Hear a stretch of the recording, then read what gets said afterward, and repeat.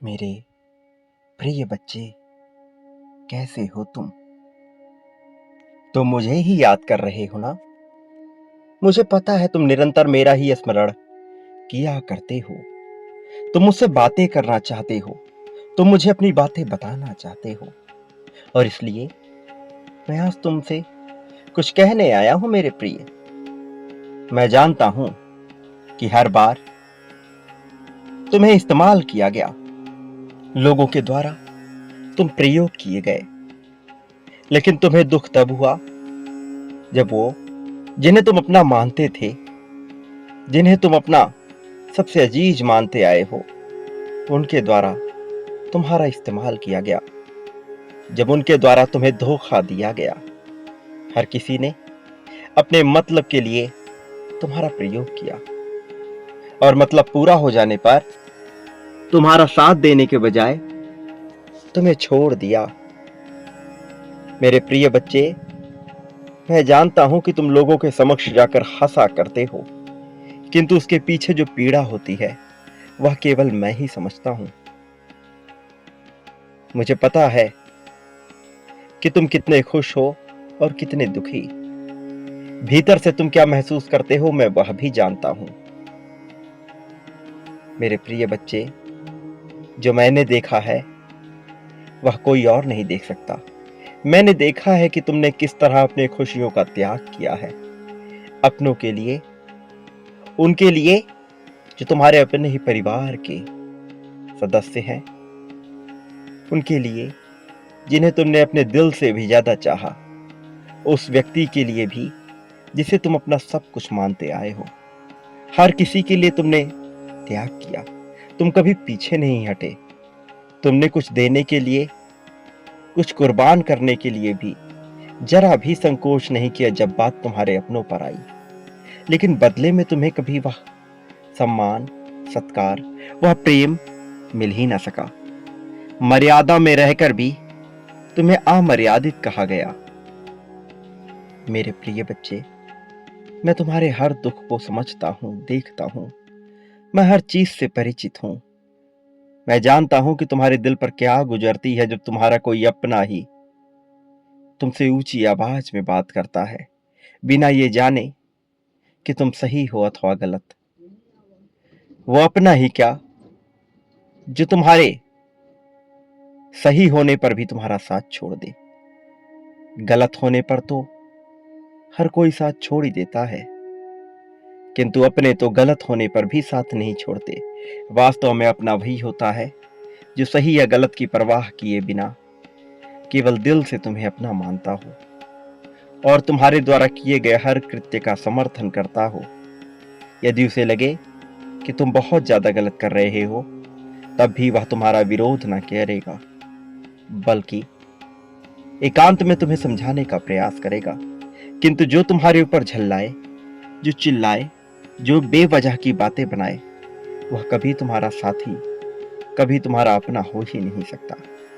मेरे प्रिय बच्चे, तुम्हारे जीवन में जो दुख आए, उन दुखों के अंत का समय अवश्य आ गया है, क्योंकि मनुष्य एक ही तरह की परिस्थिति में लंबे समय तक नहीं रह सकता, और खासकर तब जब उसके कर्म बेहतर हों, और तुम्हारे कर्म बहुत बेहतर हैं। इसके बावजूद तुमने दुखों का एक पूरा का पूरा युग देखा है, और अब इस युग का अंत होना आवश्यक है। और इस वजह से मेरे प्रिय बच्चे, तुम्हें हर हाल में इस संदेश को पूर्णतः अंत तक सुनते ही रहना होगा, चाहे परिस्थिति कोई भी हो, चाहे तुम्हारे पक्ष में हो अथवा ना हो। तुम्हें किसी भी परिस्थिति में इस संदेश को बीच में छोड़कर जाने की भूल नहीं करनी है।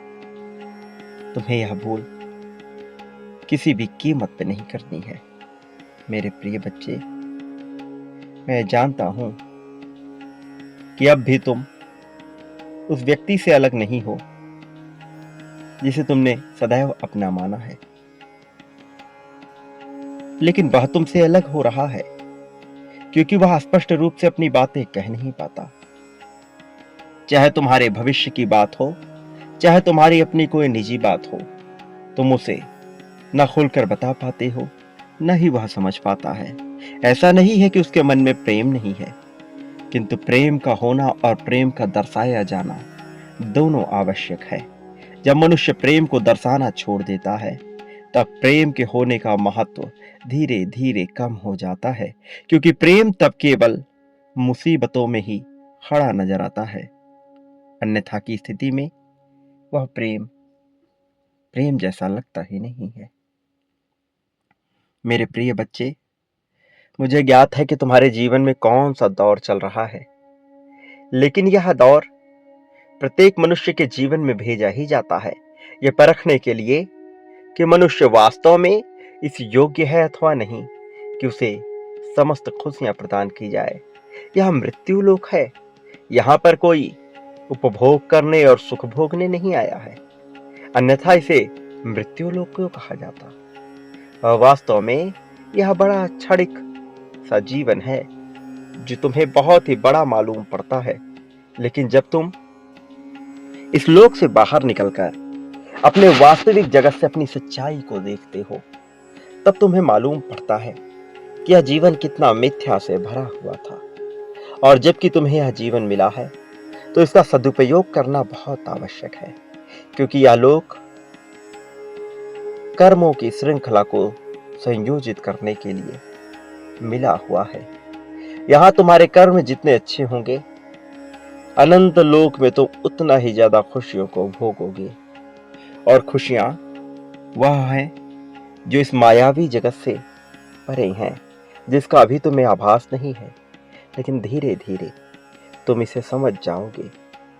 मेरे प्रिय बच्चे, मैं जानता हूं कि कैसे तुम्हारा साथी तुम्हारी बातों को सुनकर भी अनजान बनकर व्यवहार करता है, और कैसे तुम इन सब को अनदेखा करके जीवन में आगे बढ़ रहे हो। तुम प्रश्न करना चाहते हो, तुम शिकायतें करना चाहते हो, लेकिन तुम अपने मन को मनाते हो, क्योंकि तुम्हारी परिस्थितियां तुम्हें रोकती हैं, क्योंकि तुम ऐसा उलझे हुए हो कि तुम्हें कोई भी स्पष्ट मार्ग दिखाई नहीं पड़ रहा है।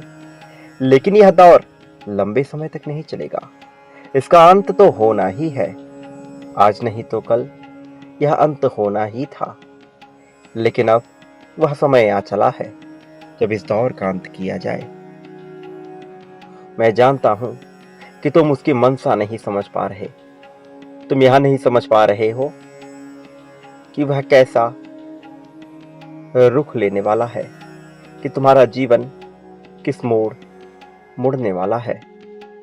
मेरे प्रिय, तुम्हें भय भी लगता है उससे अलग होने का, तुम्हें भय भी लगता है इस जीवन में हार जाने का, तुम्हें भय लगता है कि कहीं तुमसे वह चीजें छूट ना जाए जो अभी तुम्हारे पास है। भले ही तुम अभी इसकी शिकायतें कर लो, लेकिन इसे खोने का भी भय तुम्हें निरंतर बना रहता है। मेरे प्रिय, मैं जानता हूं कि तुम्हारे मन में कितना प्रेम बसा है, अपनों के लिए, अपने साथी के लिए, अपने परिवार के लिए, और कैसे इस प्रेम का दुरुपयोग किया गया। कुछ घटनाएं दिन प्रतिदिन तुम्हारे जीवन में ऐसी घटित हो रही हैं जिससे तुम्हें अपने जीवन पर ही यकीन नहीं रह गया है, जिससे तुम्हारा विश्वास उड़ता चला गया है। लेकिन तुम्हारा विश्वास पूर्णतः उठेगा नहीं, उससे पहले बहुत सी चमत्कारिक घटनाएं भी घटित होंगी। यदि तुम सकारात्मक पहलुओं पर विचार करोगे तो तुम देख पाओगे कि तुम्हारा जीवन कैसे रुख मोड़ रहा है, तुम्हारी सोच से परे कैसे ये दूसरी दिशा में जा रहा है।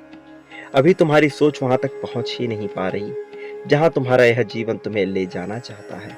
लेकिन एक बार अपनी आंखें खोलकर विचार करो, एक बार दुनिया के मान्यताओं से ऊपर उठकर विचार करो, एक बार दूसरों का सहारा छोड़कर विचार करो। अभी तुम दूसरों पर आश्रित होकर जीवन जीने की कल्पना कर रहे हो। हर प्रयोग के लिए, हर तरीके के लिए और हर उन्नति के लिए तुम एक व्यक्ति की तलाश करते हो, एक साथी की तलाश करते हो, वास्तव में एक गुरु की तलाश करते हो। किंतु जो दिव्य लोक से आया है उसे गुरु की आवश्यकता नहीं है। वास्तव में गुरु उसे अपने आप ही मिल जाएगा, क्योंकि वह गुरु के अधीन होकर जीवन जी ही नहीं सकता। और मैं बता रहा हूं कि तुम्हारा सफर इस लोक से प्रारंभ हुआ ही नहीं है। तुम वास्तव में उस अनंत लोक से आए हो जहां दिव्यता ही दिव्यता विद्यमान है। और जब मनुष्य ऐसे अनंत लोक से इस भूलोक पर प्रस्थान करता है तो वह एक उद्देश्य को लेकर के जन्म लेता है। वह उद्देश्य तुम्हारे साथ जीवन भर घिरा रहेगा और जीवन भर तुम्हें उसकी तलाश करनी होगी। जब तक कि तुम उसकी तलाश पूर्ण नहीं कर लेते, तुम्हारे मन में छटपटाहट बनी रहेगी। और अब समय हो चला है कि तुम उसकी तलाश को खत्म करो और उस दिशा में अपने कदम बढ़ाओ, ताकि तुम्हारे उद्देश्य की पूर्ति हो सके और तुम्हें सुकून मिल सके। एक ऐसा सुकून जो अब तक इस भूलोक में बहुत ही कम लोग भोग पाए हैं, जिसे प्राप्त करने के बाद मनुष्य को दुख का आभास भी नहीं होता, जिसे प्राप्त करने के बाद उसे चारों ओर प्रेम ही प्रेम नजर आता है। तुम ऐसे ही जीवन को पाने के लिए लालायित हो और तुम ऐसे ही जीवन को पाने के हकदार भी हो, किंतु तुम्हें थोड़े से प्रयत्न करने होंगे। सर्वप्रथम तुम्हें अनिवार्यता को समझना होगा। मैं जानता हूं कि तुम उलझे हुए रहते हो और यह उलझन तुम्हें खाए जा रही है, लेकिन एक बार अपनी उलझन से बाहर निकल कर देखो। एक बार वह देखने का प्रयास करो जो नियति तुम्हें दिखाना चाहती है। एक बार वहां झांकने का प्रयत्न करो जहां से तुम्हारा उदय हुआ है। वास्तव में तुम अपने इतिहास को खंगालने का प्रयास करो।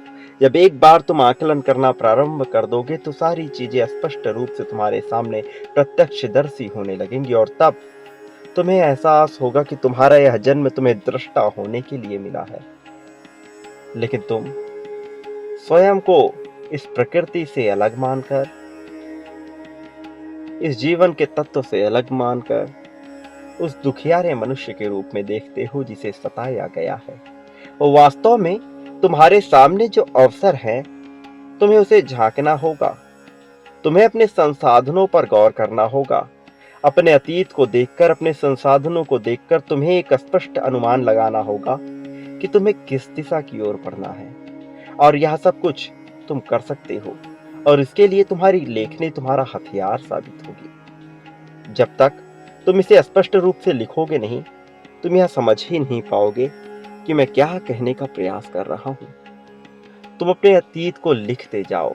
तुम यह लिखते जाओ कि तुम्हारे पास वास्तव में कौन से कौशल संसाधन मौजूद हैं और तुम्हारे पास वास्तव में क्या कर सकने की क्षमता है। जब तुम अपनी क्षमता और संसाधन का सदुपयोग करके एक साथ उन्हें मिला लोगे, तब तुम वहां पहुंच जाओगे जहां पहुंचने के लिए तुम्हें बनाया गया है। क्योंकि इस तरह से तुम निर्माण करोगे, सृजन करोगे एक ऐसे हथियार का जो प्रगति के लिए चलाई जाती है, न कि विध्वंस या संहार के लिए। तुम अपने आप को उस ब्रह्मरूप के साथ सम्मिलित होता हुआ पाओगे जो इस संसार की रचना का कारणदायक है।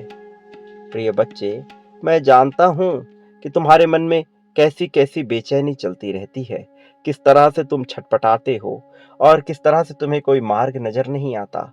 लेकिन तुम अब तक जिस सफर में आगे बढ़कर आए हो, तुम एक बार उसका गौर करो और एक बार उस पर अपना दिमाग लगाओ, तो तुम पाओगे कि अब तक तुमने जो जीवन जिया है, उस जीवन के पीछे बहुत से कारण समाहित थे और यह कारण ही तुम्हारे जीत के कारण बनेंगे, तुम्हारे जीत के उत्तरदायी बनेंगे। लेकिन तुम्हें संसाधनों का सदुपयोग करना सीखना ही होगा। जब तक तुम संसाधनों का सदुपयोग नहीं करोगे, वह उस हथियार के समान हो जाएंगी जो पड़े पड़े जंग लगने से खराब हो जाती है। तुम्हें जो कौशल प्रदान किया गया है, वह किसी कारण से प्रदान किया गया है, लेकिन अब तक तुम अपने कौशल का अनुमान ही नहीं लगा पाए हो, जबकि तुम दिन प्रतिदिन उसे अपनी क्रिया में, अपनी योजनाओं में शामिल करते हो। तुम अपने कौशल का प्रयोग दिन प्रतिदिन करते हो, ये जाने बिना कि यह गुण तुम में विद्यमान है। और एक बार तुम उसका सही जगह पर प्रयोग कर दोगे तो तुम उस अनंत ऊंचाई को छुओगे जहां से तुम समस्त भौतिक संसाधनों को प्राप्त कर सकते हो। और अभी तुम इसी के लिए ललायित हो, क्योंकि तुम्हारा बाहरी मन तुम्हें सुकून और शांति की बातें बताता है, किंतु भीतरी स्वभाव से तुम कहीं ना कहीं एक सुविधापूर्ण जीवन की चाह करते हो। तुम्हारी यह चाह निरर्थक नहीं है, यह बेवजह की नहीं है।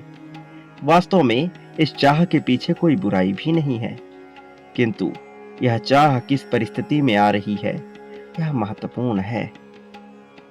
तुम्हारी चाहत पे न कभी प्रश्न चिन्ह खड़ा था, न कभी प्रश्न चिन्ह खड़ा होगा, लेकिन तुम्हारी क्रियाओं पर प्रश्न चिन्ह लगाया जा सकता है, और वह भी तब जब तुम भय से पूरी तरह से ग्रसित हो। जबकि मैं तुम्हें निरंतर यह बताता रहता हूं कि तुम्हें भयभीत होने की आवश्यकता नहीं, फिर भी तुम भय से धूमिल हो रहे हो, भय की कीचड़ में डूबते जा रहे हो। वास्तव में यह एक दलदल है, एक ऐसा दलदल जो मनुष्य को भीतर ही भीतर धसाता चला जाता है, जो मनुष्य का अंत करके ही दम लेता है। मैं नहीं चाहता कि तुम्हारा अंत हो, मैं नहीं चाहता कि तुम्हारी चाहतों का अंत हो, इसलिए मैं तुम्हें मार्ग दिखाना चाहता हूं, इसलिए मैं तुम्हारी उंगलियां पकड़कर तुम्हें सही दिशा में ले जाना चाहता हूं। मैं चाहता हूं कि तुम चुनाव करो, मैं चाहता हूं कि तुम आकलन करो, मैं चाहता हूं कि तुम स्वयं से सृजनात्मक धारा में बह चलो। जब तुम सृजनात्मक धारा में अपने कदम बढ़ाओगे तो तुम सटीकता का चुनाव करोगे, लेकिन जब तक तुम सृजनात्मक धारा में अपने कदम नहीं बढ़ाते, तुम वास्तव में सटीकता की तरफ बढ़ ही ना सकोगे, बल्कि एक ऐसे धुंधले रास्ते पर चल पड़ोगे जहां न तुम्हें कोई मंजिल दिखाई देगी, न ही कोई सफर। वहां वास्तव में तुम केवल और केवल परेशान होगे। मैं नहीं चाहता कि तुम परेशान हो, इसलिए मैं तुम्हें यह बता देना चाहता हूं मेरे प्रिय बच्चे कि तुम्हें अपनी लेखनी का प्रयोग करना होगा। तुम्हें शांति के साथ बैठकर यह देखना होगा, यह समझना होगा कि ऐसा कौन सा कार्य है जो तुम दिन रात कर सकते हो, जिसके लिए तुम्हें धन की आवश्यकता नहीं, सम्मान की आवश्यकता नहीं, जिसमें तुम्हारी मौलिकता अपने आप ही प्रस्फुटित होती हो।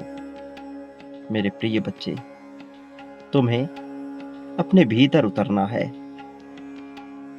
संतोष की सीढ़ी से भी आगे चढ़कर तुम्हें वहां पहुंचना है जहां पहुंचने के बाद तुम्हारा जीवन तुम्हें स्वयं ही धन्य कहने को मजबूर हो जाएगा।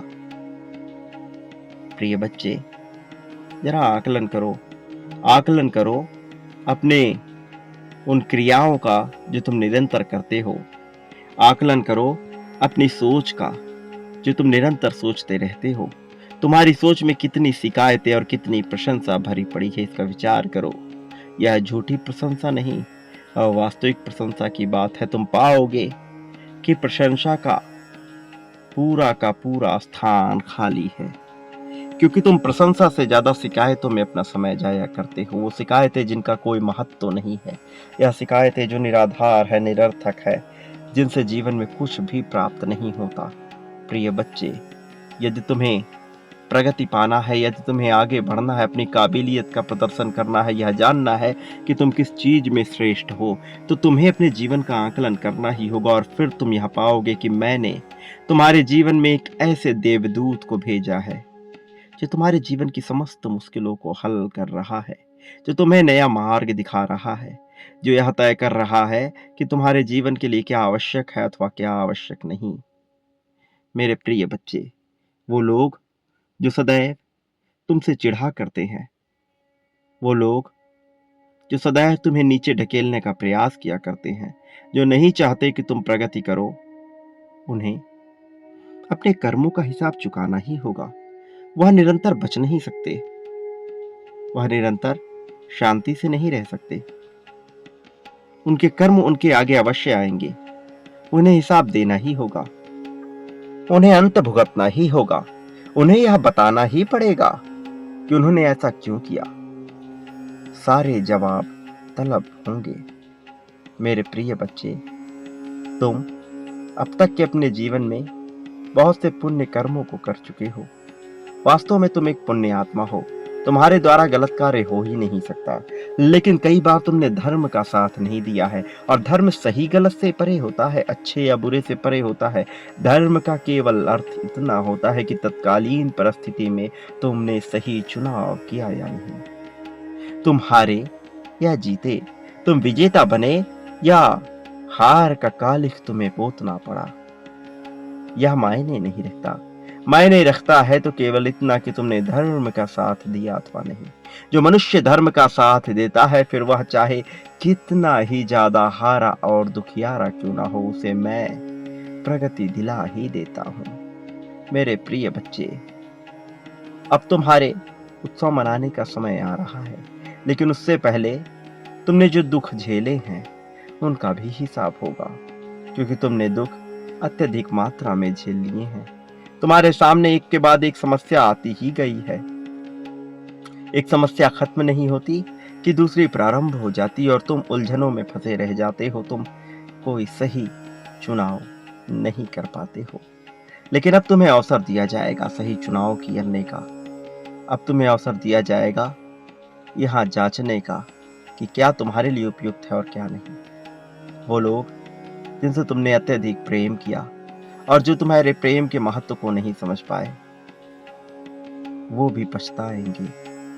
उन्हें भी पछतावे का सामना करना ही पड़ेगा, और मैं नहीं चाहता कि उन्हें पछतावे का सामना करना पड़े, लेकिन उनकी नीयत ही ऐसी है कि उन्हें ऐसा करना ही पड़ेगा। जब उन्होंने अपनी नीयत में खोट दर्शा दिया, जब उन्होंने वास्तविक प्रेम को ना समझकर और उसके बदले में तुम्हारा प्रयोग किया, तो उनके साथ भी ऐसा ही होगा। भले तुम ऐसा नहीं चाहते, लेकिन नियति की तो यही चाल है, और नियति अपने गति के दूसरे मार्ग पर नहीं चलती। मेरे प्रिय बच्चे, तुम जो कि अब तक अपने जीवन में दुखों का ही सामना करते आए हो, जो कि अपने जीवन में लोगों से प्रेम की चाहत ही करते आए हो, तुम्हें यह नसीब नहीं हो रहा था, लेकिन अब समय बदल चुका है। यह माह तुम्हारे लिए बहुत कुछ लेकर आया है। इस माह में वास्तव में तुम्हारे लिए वह सब कुछ है जो तुम चाहते आए हो। बस तुम्हें अपनी आंखें खोलनी है, बस तुम्हें विचार करना है, बस तुम्हें बदलाव की तरफ अपने कदम को बढ़ाना है, क्योंकि निरंतर परिवर्तन हो रहे हैं। और फिर एक ऐसा चमत्कार होगा जिसे तुम सोच भी नहीं सकते। यह चमत्कार प्रकाश से भी ज्यादा प्रकाशमान होगा। वास्तव में यह कुछ ऐसा होगा जो अद्वितीय होगा, जिसे शब्दों में बयां ना किया जा सके। मेरे प्रिय बच्चे, अब अपने अरमानों की डोलियां सजा लो, क्योंकि अब तुम्हारे अरमान सत्यता में परिणित होने वाले हैं। तुम्हारे जीवन में जो भी तकलीफें आई थीं, अब उन तकलीफों का अंत करने का समय आ चला है। और जबकि यह समय आ चला है, तो यह अंत भी निश्चित तौर पर हो जाएगा। अब तुम्हें घबराने की या बेचैन होने की आवश्यकता नहीं है। अब तुम्हें आवश्यकता है तो केवल अपने जीवन को आकलित करने की, अपनी लेखनी का प्रयोग करने की। मेरे प्रिय, तुम्हें इसी क्षण अपने जीत की पुष्टि करनी होगी, और ऐसा करना तुम्हारे लिए आवश्यक है। तुम इससे बच नहीं सकते, क्योंकि यदि तुम इससे बचने का प्रयत्न करोगे तो अपने ही पैर पर कुल्हाड़ी मार लोगे। जो जीत तुम्हें मिलने वाली है सामान्य नहीं है, इसलिए इसकी पुष्टि निरंतर करते रहना आवश्यक है। इसी क्षण संख्या 11-11 लिखकर अपने जीत की पुष्टि कर दो, और यह दर्शा दो कि तुम जीतने के लिए प्रबल इच्छुक हो। यह दर्शा दो कि तुम इसी क्षण चाहते हो कि जीत तुम्हारे कदमों में बिछा दी जाए। मेरे प्रिय, एक बात सदा याद रखना कि तुम इस संसार में जो भी बांटते हो, बदले में अपने लिए भी वही प्राप्त करते हो। फिर चाहे प्रेम बांटो, धन बांटो, समर्पण, त्याग, ईर्ष्या, द्वेष या नफरत, जो बांटोगे वह कई गुना होकर तुम्हें प्राप्त होगा। इसका प्रारंभ तुम मुझसे ही करो, और जितना ज्यादा करोगे उतना ज्यादा तुम्हें यह प्राप्त होगा। कई गुना ज्यादा मात्रा में प्राप्त होगा। निरंतर करो, बार बार करो, बांटने का प्रयास करो। जितना बांटोगे उतना ज्यादा तुम्हें प्राप्त होगा। ऐसी तुम्हारी नियति मैं लिख दूंगा। मेरे प्रिय बच्चे, भलाई करो, बदले में तुम्हें बहुत कुछ प्राप्त होगा। जब इस संसार का प्रत्येक मनुष्य तुम्हारे खिलाफ हो जाएगा, जब हर कोई जीव अजीव सजीव तुम्हारे विरुद्ध रहेगा, तब भी मैं तुम्हारा साथ दूंगा। यह बात भूलना मत। मेरा आशीर्वाद हर हाल में तुम्हारे साथ है, सदा सुखी रहो, तुम्हारा कल्याण होगा।